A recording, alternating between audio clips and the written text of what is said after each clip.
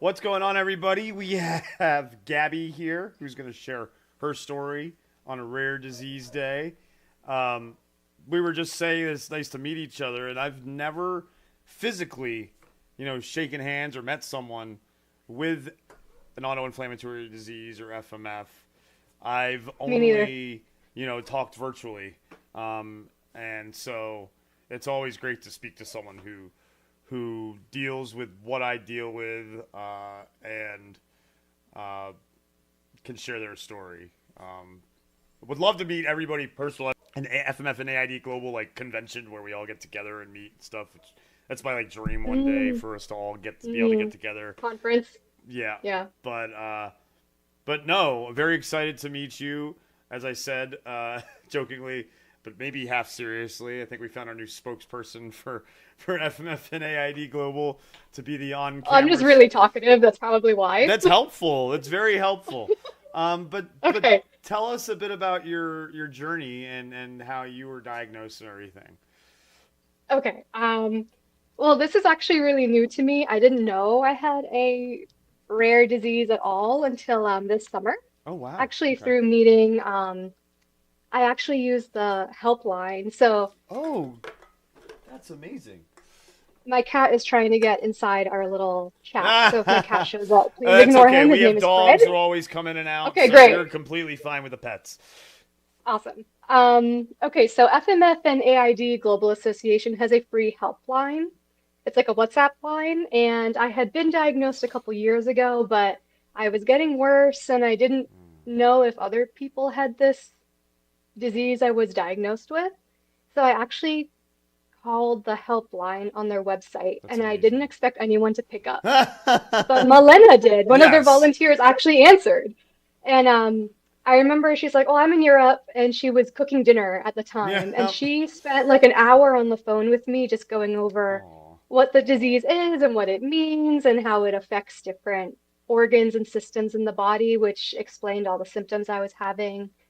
She gave me different papers to look at to just educate myself. And she even gave me tips on how to manage pain. For example, there's this injection that I take twice a day called Kineret, mm-hmm. and it hurts a lot to use, or at least Mm-hmm. I was experiencing a lot of pain when using it. Mm-hmm. And she gave me a bunch of tips like using ice Yep. packs and the little buzzy bee Oh, yep, vibrating yep, yep, yep. device, which has been hugely helpful. So even Awesome. little things like how to live and cope with the symptoms and the treatments every day has been amazing. And then she gave me access to the Facebook support group. Yep. And then I learned that there are other people that experience the same exact symptoms that I do. And all of a sudden, I was not alone in the world anymore. And like you said, I've never met anyone who's actually heard of these diseases, let alone has them. So just having access to that support group, just mentally and emotionally, really helped me cope with what's Good. happening to me and how this has affected my career and my life recently, and that a Oh, lot of other people experience the same. And just not feeling so isolated has made this journey so much easier. So, just in the last few months, I've gotten in contact with FMF and AID Global Association. So, things have changed since then for the good. better, and I'm just so grateful. And all of these resources are free if anyone's listening. You don't have to pay to call the helpline. You don't have to pay to join the support group. It's all free. It's all volunteer run. And considering how expensive these meds are, like Oh yeah. it's fantastic to have some free resources for once. Yeah, I'm just so grateful. So that's how I'm learning about the disease that I have and how it affects other people, and that what I'm experiencing isn't all in my head. It's actually real. Yeah. Yeah, Yeah. That I'm that's not getting gaslit all the time. yeah. How many times have you been to the hospital? And they don't believe you essentially. Oh, okay. I went to urgent care 2 weeks ago for Mm-hmm. flare symptoms that I didn't know were flare symptoms until I looked at the support group. Um, so at urgent care, in their drug database, in their electronic medical record, they did not have Ilaris and anakinra listed in the database. Wow. Yeah, I know. So that should tell you how unusual and rare these disorders are, to the point where the drug database in their electronic medical record, I think it's NextGen, it does not list it. And these are injections we take every day or every Yeah. month. So yeah, they had no idea what these drugs were, and I was really, really surprised that it wasn't even in their database. Um, That that to so me, every time you go to the yeah, doctor, you have to educate them yeah. That exactly, yeah. and advocate for yourself. That like yeah. That to me is society screaming that we need help to fix these problems. That a medicine that two medicine. I mean, I take Ilaris. You Too, yeah, take Kineret. Two medicines that thousands of people need. Thousands. yeah, And you go to your urgent care. How are you supposed to rely on your health care? Unfortunately, yeah. I and know. Well, that's how are how they we supposed to feel a tell lot. what the interactions might be or the side effects may be? And Exactly. You I can't know. consult I'm a properly. healthcare worker Oh, myself, and okay. it worried me that they were not able to pull up information on this without going to Google, and how underrepresented patients with autoinflammatory diseases are. Yes. Yeah, and Yeah. that's So why. I'm Yeah. seeing this from like a healthcare lens as a Yes, which is healthcare worker. fantastic. And then We need that. also as a patient, it's a Oh, lot for me to try to work out. I can imagine because as a healthcare worker, you go, you go to work and you see, I'm sure, all kinds of crazy things, but you probably had never seen autoinflammatory. Um, so in my training, I have seen familial Mediterranean fever Okay. maybe once or twice in Okay. the context of uveitis. Oh. But I did not know those were autoinflammatory diseases. I didn't know that was a category of illness. Maybe gout would be the only Yes. thing I've really heard of that's related, and I guess rheumatoid arthritis. I guess. I don't really know if that is autoinflammatory. Again, this is new to me and I'm learning Yeah. too. So Exactly. please jump in and educate Well, me. rheumatoid arthritis, I believe, is more autoimmune, if I'm not Okay. mistaken. But Yeah, I don't again, know. we're not doctors, guys, so Yeah, yeah, don't we're take not, it. We're this not is the not medical doctors. advice. We're not. This is not medical advice. But Nope. then but questions like that, you can go to the support group and you know, I've got these weird symptoms, that I don't know if they're flare symptoms or not, and like you said, Yeah, you went exactly. to and you're like, oh my god, I'm having a flare. you Yeah, know? I didn't know. I had no idea that was a very common flare symptoms because I'm learning. This is new to me. I did not really understand this disease. And the support group, I use it almost every day to be like, do other people get pain in their heel during their flare? Turns out, yes, that's actually a Yes, I very get that. commonly documented symptom. I Yeah, get that. I didn't know. I thought that was neat. And it's really a Um, frustrating pain because you're like, it just comes out of nowhere. I know. Yeah. Like, I was at urgent care and I was like, can you please x-ray my foot? It hurts. And they're like, there's nothing there. It's not a fracture. But then the next day it will be completely painless, and the Yep. next day it will hurt.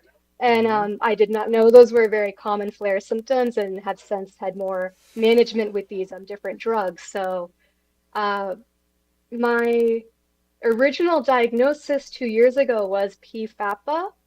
For anyone Interesting who because does that's not know more what that for is, kids that they Yeah, diagnose it's that. children.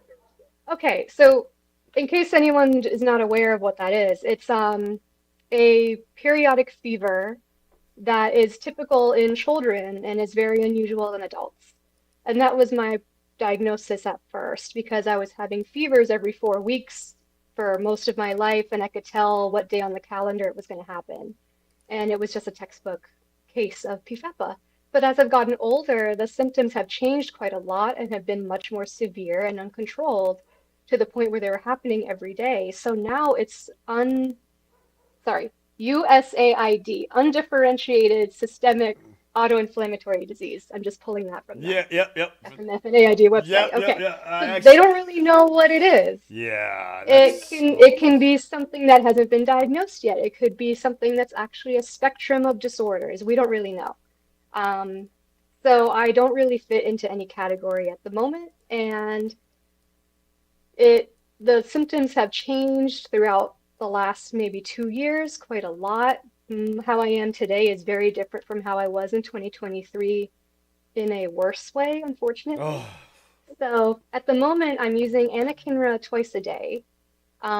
At first, it was just when I was having a flare once a month, and it was great. And now I need it twice a day in order to function what I consider to be normally. I also use Alaris once a month. wow, you're That on both of originally them. had helped Wow. well, it originally helped a lot, and then it started to wear off around November, and I don't know why. I have not had Interesting. any feedback on that, but it may not be as unusual as I think it is. Oh, And colchicine has helped too. So it seems we're trying a lot of different things to see what helps, and you're I on the. think the reason for that is because it's undifferentiated. They We're don't not know really which sure what one it it is yet. is exactly, so they're Yeah, trying so we're working on it. everything. Yeah.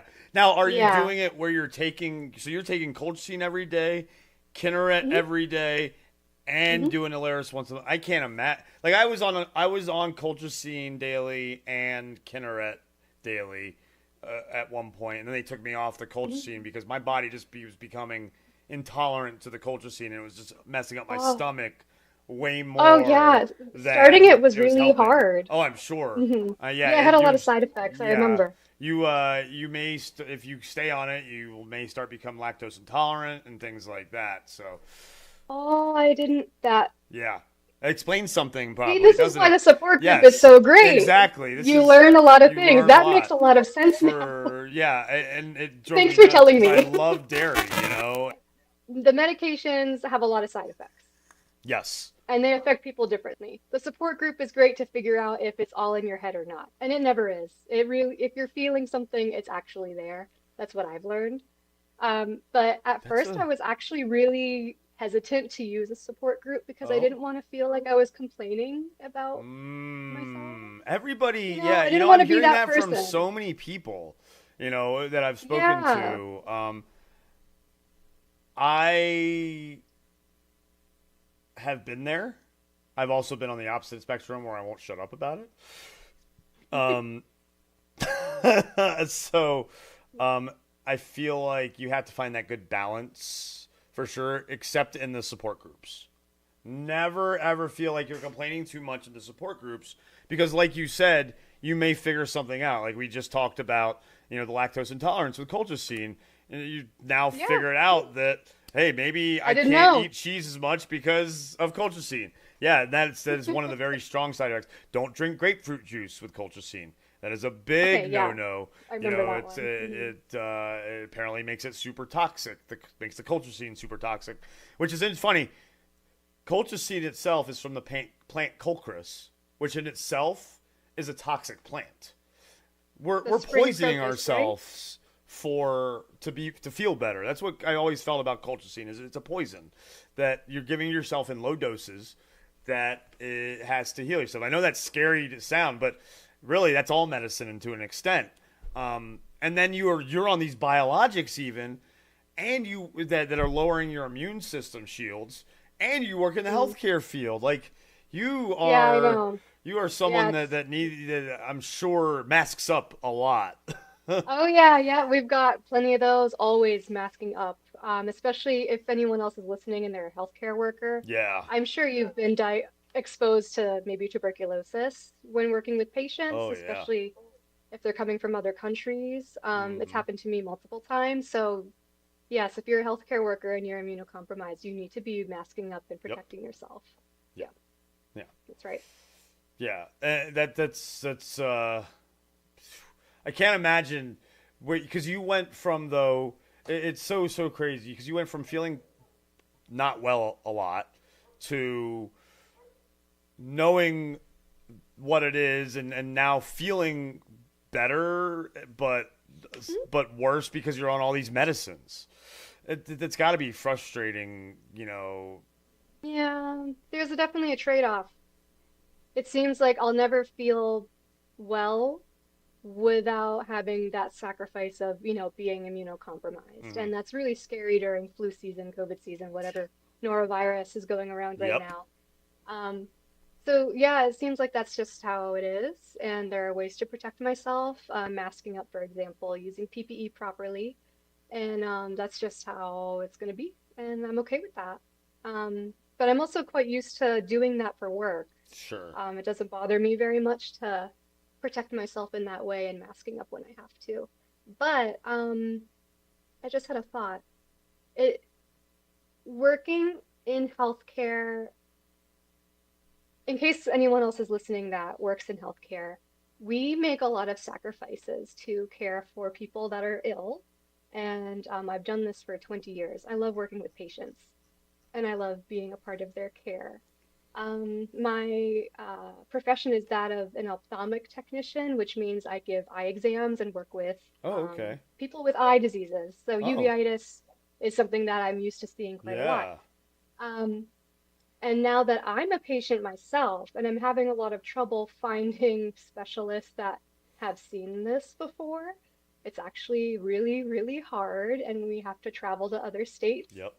to find care, and that's very common here in the US to do with these autoinflammatory diseases. And just to see healthcare from that perspective has changed how I work with patients. Oh, amazing. And instead of feeling like, oh, these patients feel like they're not being listened to. I understand that because I feel that too. I feel like, for example, going to urgent care, they have no idea what the medications I take do. And I understand how frustrating that is for patients now. So um, it's I don't know how to say it in English. It's an honor to see healthcare from a patient's perspective now. Um, and I'm glad that I can bring that perspective to work with me. But I will say having flares at work is the absolute worst thing, and I Oh, wouldn't wish it on my worst enemy. It is absolutely terrible and debilitating when it happens, and I yes. can't take care of people and I can't take care of myself when a flare occurs. So balancing flares and flare management with my career is something I'm struggling with quite a lot this year. Yeah, I've had those days. You go to work with 102-degree fever, and Or it happens when you're at work or it and happens you're when already you're at work there. and you're already there, and all of a sudden you just Yeah. start to feel well, Yep. and It you happens can't all the time. leave. You got work to do. Exactly. You're already there, and you can't. A lot of times you don't look like you're sick. You just feel it, and as autoinflammatory patients, we push through a lot. We Yeah. we put on that proverbial mask Hmm. and make it look like we're feeling Yeah, I okay. always did my whole life. Yeah. Up until I think the last year, I couldn't hide it anymore because the flares were so debilitatingly painful. I couldn't stand up. I didn't know that was actually a flare symptom. It's for anyone who doesn't know, I actually don't know how common it is, but it's like it feels like a hot knife in my right gut, and I Yep. can't stand up straight. I have to stay Yeah, curled up you in a hunch ball over to as you're breathe. walking. Oh yeah, that Yeah, you happens to hunch me. Yep. over. Hmm.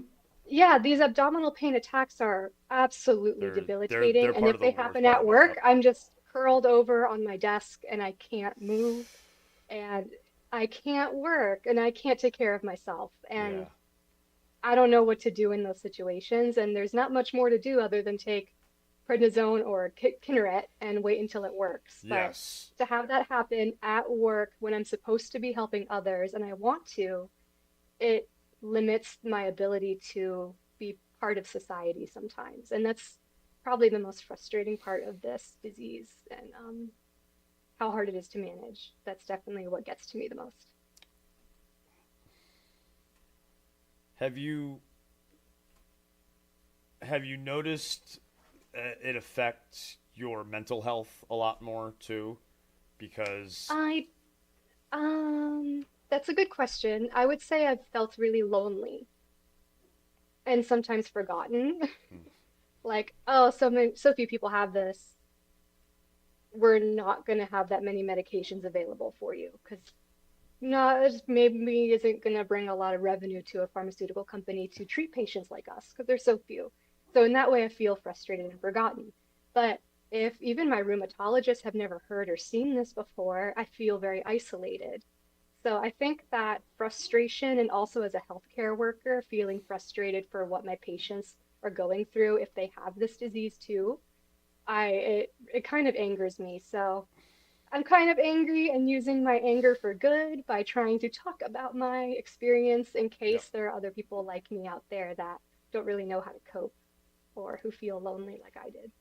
Yeah, I think you bring an amazing perspective being a healthcare worker, uh, Um, especially one that has run the gambit like you have had to, whether, whether it's all the medicines you're on or all the doctors you've had to visit or the misdiagnoses, you're seeing how broken the world's healthcare systems are just by being a patient and a healthcare worker.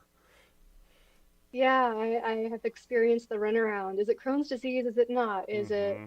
an autoimmune disease? Actually, no, it's not. Is it PFAPA? Maybe it's not. We don't really know. Which is fine, and I understand we're trying to understand these diseases more, and I'm happy to try and find solutions. I think that's my role, is to help figure these things out so other people don't have to deal with this in the future. But I can see how my patients are frustrated if they go through something like this, and I can treat them with so much more compassion and relate to them so much more now. Yeah, it's very special in that way. I'm really proud of having to go through this myself. I'm just that much better of a healthcare provider now, I think. Well, there's a trade off You know? there, I guess, there's Yeah, definitely yeah, I that don't know. trade I off. think I'm an optimistic person That's generally, good. That's good. because what else can you do? Um, but yeah, I'm just so glad I can bring this to my work and how I relate to patients for sure. Um, Yeah, but trust me, I'm frustrated. And honestly, if it weren't for these support groups, I would, right now, I would feel super lonely and isolated and thinking I'm just, no one else deals with this and it's just me and maybe it's not real and maybe I'm just complaining too much. Maybe this pain isn't actually that painful. But no, after going to the support group, I see a lot of people deal with this, and I'm sure you know what this pain is like. Mm-hmm. And you I do. mentioned some about your career, how this Yep. affects your work and ability to work. I mean, that's really devastating Yeah. for a disease to take away your livelihood. Well, it did, and that's part of the reason I do this and I help FNF and AID is because I want to make sure this doesn't happen to others where they're Yeah, not same. educated and don't have the resources in their peak of their 20s, where they're trying to figure out their life and their career, which is what happened to Yeah. me. And I went back to school thinking, oh, yeah, I'll get a career.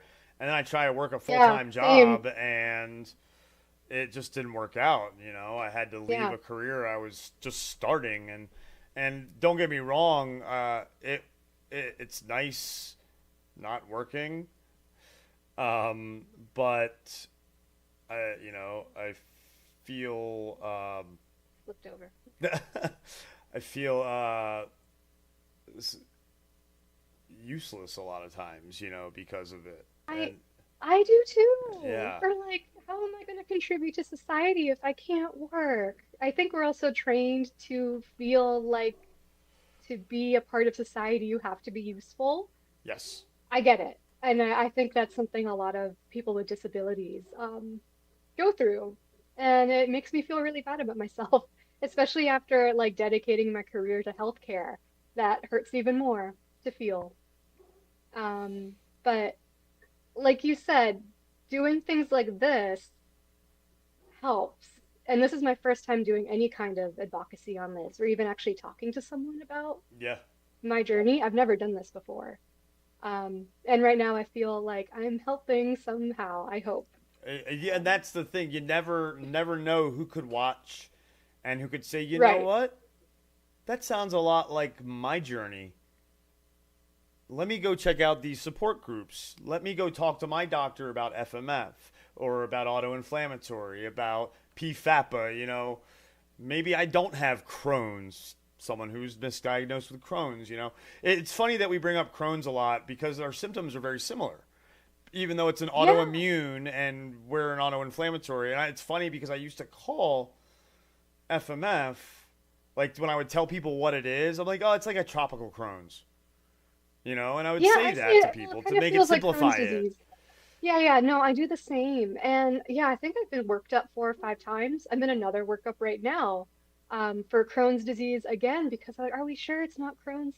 It is not. It's been negative every time we've tested. It is not Crohn's, but it would be so much easier if it was. It would Sure. be so much Oh easier to yeah. treat, so much more familiar. People would understand it better. It would just be nice if it was. Um, that's how I think about it. But I think maybe that's why my doctors keep asking about, well, maybe it is Crohn's. Maybe we haven't tried everything for Crohn's yet. Sure, So, everyone's scared of the unfamiliar. Whether they want to admit it or not, mhm, the it's unfamiliar hard can be a when, scary thing, especially in a medical field that I feel like doesn't move as fast as it should in advancement, because everything's behind red tape a lot of times. And yeah. again, unless patients go out there like you, like me, and advocate and raise awareness, the doctor's gonna keep on saying, "Oh, it's probably Crohn's. It's probably Crohn's. It's probably Crohn's" to every patient. And I can see the disappointment in their face. Oh, it's not. Yeah, It's not. this is gonna be more. I got to do more Darn it. It work. really isn't, is it? And it would just be much easier for them. And it's a lot of work for your healthcare providers to go through all these Mm-hmm. different tests and all these different hard to get medications Yep. that are very expensive. Oh my Yes. gosh, like the cost of Alaris is Oh, it's incredible. insane. Um, I got, yeah. yeah. I saw the actual Um, monthly cost just the other day, and I'm like, oh my gosh. If I had to yeah, actually pay no, for that out of pocket, I'd be dead. It's I don't know how people do manage to get it, if they do have to pay out of pocket. I have there's no no idea way. how it's It's possible. No, impossible. I don't think it is It's impossible. possible. With that Yeah, cost, to anyone folks. who's I'm not just gonna sure, I say, if think you're it's watching, I'm gonna throw out the number. It's $19,000 a month just for one for injection. one vial. That little injection Yeah. that I showed you all yesterday that I gave myself, if you were watching the first day of the streamathon, $19,000. Now, every time I hold it, I'm like, this is the most Yeah, expensive thing in I my make house sure I right get now. every drop into that syringe Yeah, when I same do here. it. Yep, same. So that's how expensive these medications are for us to feel normal-ish. Yeah, Yeah. it's. Yeah. So I still have it right it's here, it's actually. hard to have to go through this. Oh well, this is a great interview. I'm really enjoying speaking with you. Actually, I was Oh, working on pulling this out to say this is the size of the vial. that's it. That's it right there. That's Nineteen that's thousand it. That dollars. is $19,000, It's everybody. insane. Hmm. It's and And there's so only one manufacturer. yep. They have a monopoly on it. It's you would think would be illegal, but this is what we deal with, and this is why we need a support group to talk to people who deal with it too, because you understand what I Yeah, deal or with, like, I understand what you yeah. deal with, and no one else can except for those who deal with it. And no one can empathize. They can only sympathize, and that's not always what we need. The support group, it's I cannot emphasize enough how much it's helped just with managing like the pain of giving the injection itself. Use an ice pack, then use an ice pack after, different spots to try it in, different ways to draw it up. I got so many tips on the support group for doing that, and those little things can change your daily life so much. So, really, the support group has changed the game for me, and I'm just so grateful it's available and that it's moderated, volunteer run, Yeah. it's free. I mean, I didn't know that support groups like that could exist for something so rare. I really assumed there was nothing for us. Turns out I was wrong. Thank goodness. Yeah, I remember looking for support groups. I remember back a while ago there was a Yahoo one that was run by someone, and I've heard some stories from Milena about that person I'm not going to get into. And it was amazing to find Milena. It was at a time when I was looking to go on disability, and I was always missing work, and I'd run out of my PTO, and I was Yeah, denied I short-term know that. disability, and I was like, Hmm. oh my gosh, I need money for stuff, and I contacted Milena. She's like, unfortunately, we don't provide money for that, and I understand now why, obviously, but then I was like, okay, but then I started to get to know her, and then I went on disability, and just stayed in touch with her, and then in 2020 decided with some friends to start doing these fundraising events. And then I realized it was Rare Disease Day in February, so September and February, 6 months apart. It just worked out perfectly, and I'm very excited for you to be a part of September.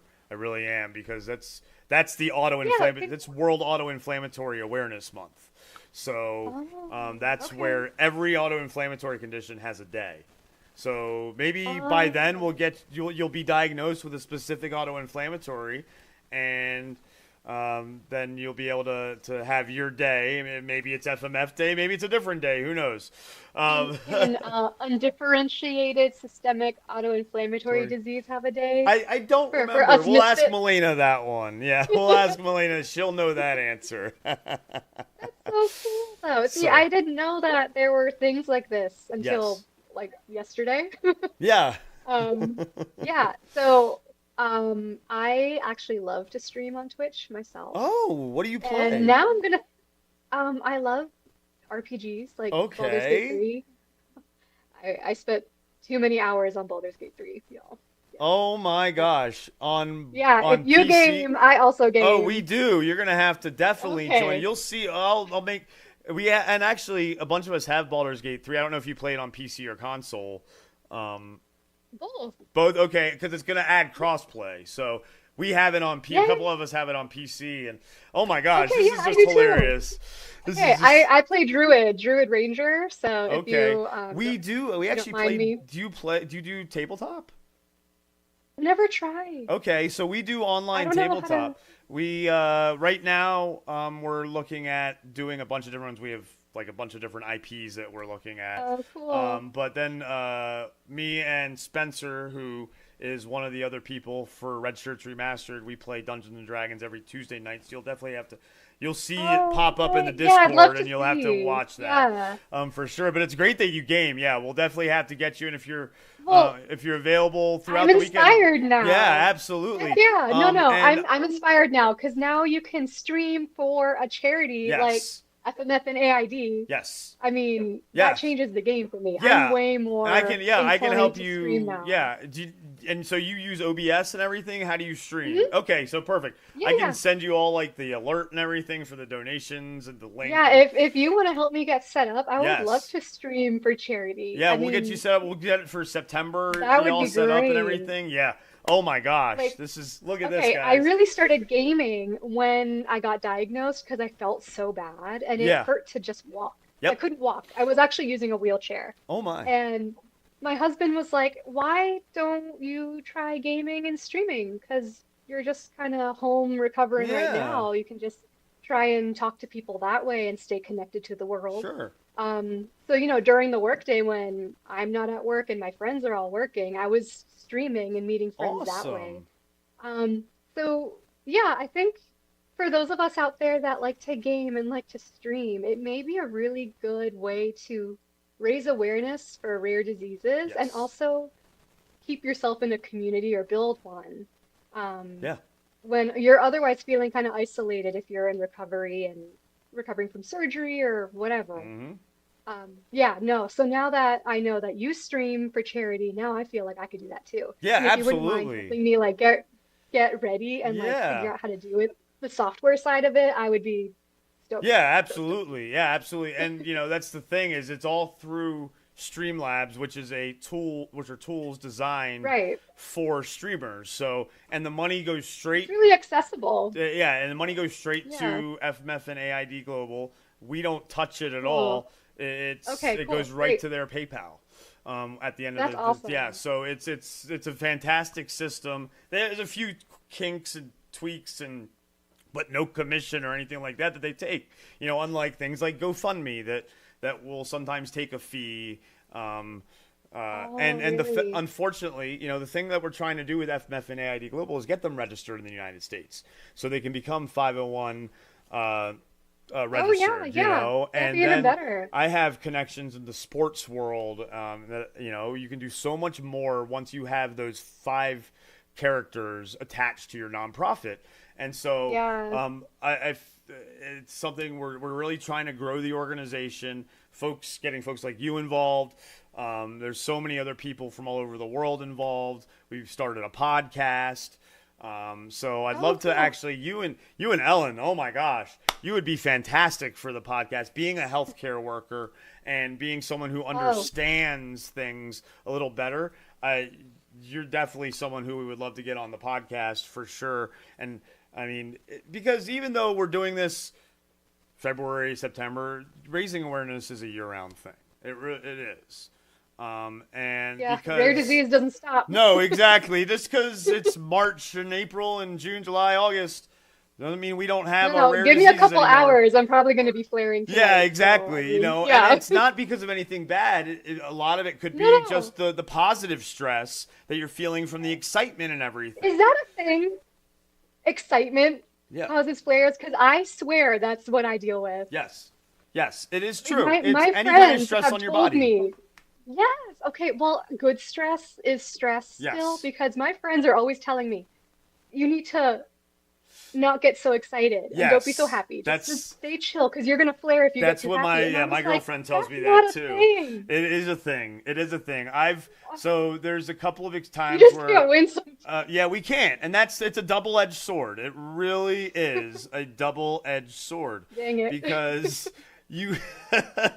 So I mean, I've been watching sporting events and gotten excited when something happens, and be like, oh. Ooh, there's a pain. Concerts. There's a pain. Concerts.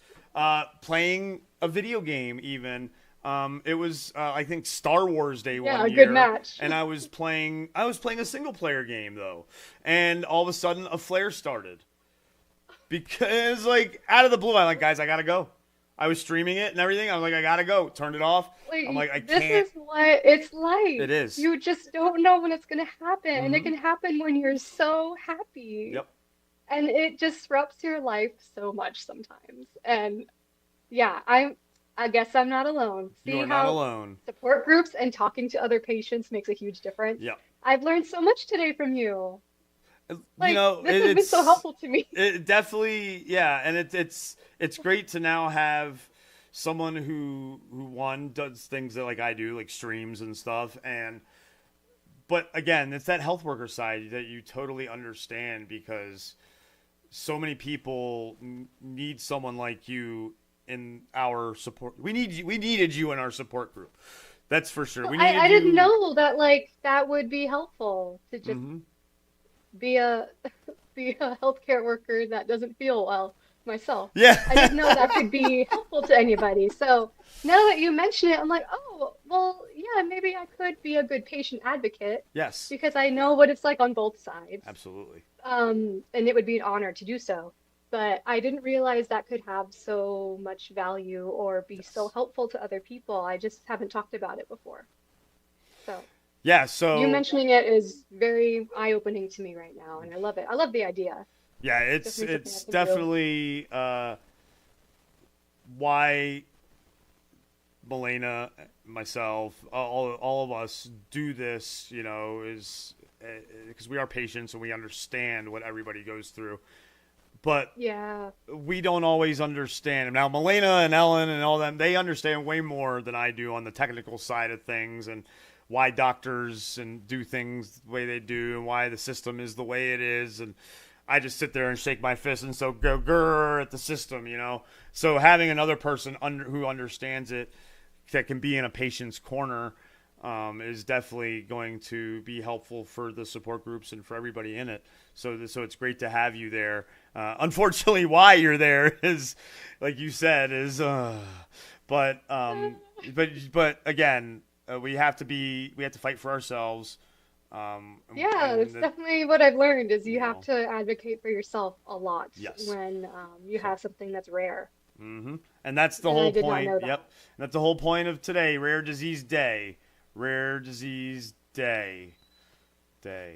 So, and you may be watching this not on Rare Disease Day, but Rare Disease Day is the last day of February every year. So on leap year, it is February 29th. So good to know. Yeah, last year I didn't realize that, and I went to go say 28th is it, and Melena's like, no, it's the 29th. I'm like, oh, okay. So yeah, and it's it's definitely an interesting field that you're in of the medical side, I will say, on the eye side of things, because I have had cataracts already, and it is because of my steroid treatment from FMF. And so that's a concern for me too. So but the fact that you already know that could be a thing, I had no idea. All of a sudden one day I woke up and it was like trying to see out of a bunch of screen doors put together. And so the fact that you're aware of it is helpful. You'll know that you won't freak out when it starts to happen. Possibly you'll know that if your vision's going, and then that's another thing you can get misdiagnosed with, because they gave me the wrong someone gave me the wrong prescription at one point for glasses, and really I had cataracts. Yeah, that happens all the time. Now that you're talking about something that I know a lot about and see all the time, this is something I see every day, is, if your prescription is changing a lot and you're at that age or use a lot of steroids for whatever reason, your eye doctor can take a look and see if cataracts are perhaps part of the problem. And it is often that's the case. So I see that all the time. I've seen so many patients with uveitis. I've worked in uveitis clinics. So I've encountered patients with autoinflammatory disease. Is that your microphone or mine? Yeah, that's my microphone. The dog going We nuts are professional.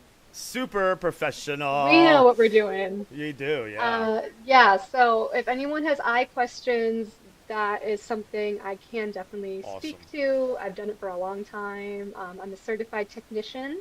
Cool. And I'm very proud of all the work I've done. And so when I'm not able to do my job because of these flares, it hurts my heart, because I just love working. I love my job so much, and it's hard for me to give that up. And I don't want to. I'm not going to. Good. And I'm not going to let this beat me, but it is a challenge, and it's something I deal with every day, trying to fight it.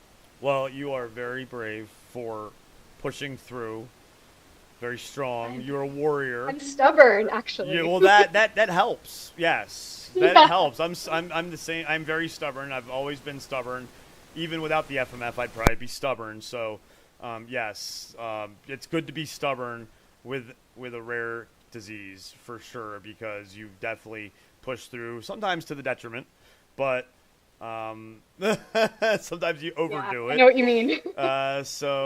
But we're very excited to have you connected now with FMF. Yeah, thanks for having me, and I learned so much just talking to you right now. Yeah, in the Discord and everything, and we'll get you I'm all in the connected with I'm streaming part of the and club everything, now. and you'll start gaming with us and etc. So well, maybe we'll get you into some I'm games serious. you've never played before. So I'm serious. Yeah, absolutely. I will game with you. Absolutely. This is very exciting. Yeah, definitely. So, okay, Gabby, you enjoy the rest of your weekend. Come hang out in the stream, Thank you so and much. if you see that we're playing a game that you want to play, definitely let me know, and we'll get you in there. And yeah.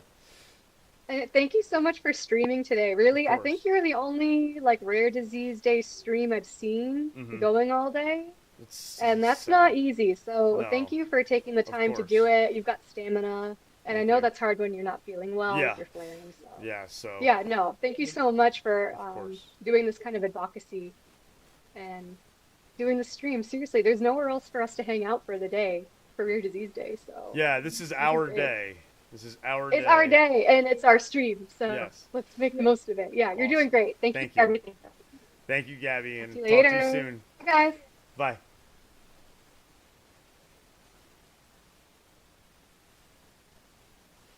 That was incredible. What a great person. Yes, I am so glad that Gabby is now connected with FMF and AID Global Association. We need someone like her to help patients and advocate for patients because she understands, like she said. So definitely excited that this interview is going to be out there. Apologize for places where it kind of looks like it skips because we had some technical difficulties in the middle of it. But make sure you go check out FMF and AID Global Association. Make sure you go check out the fundraiser link that is in the description below. and we're here streaming for Rare Disease Day, so we're going to get back to that. So come hang out, and we'll be hanging out and streaming all weekend here on Red Shirts Remastered on behalf of FMF and AID Global Association for Rare Disease Day. Later.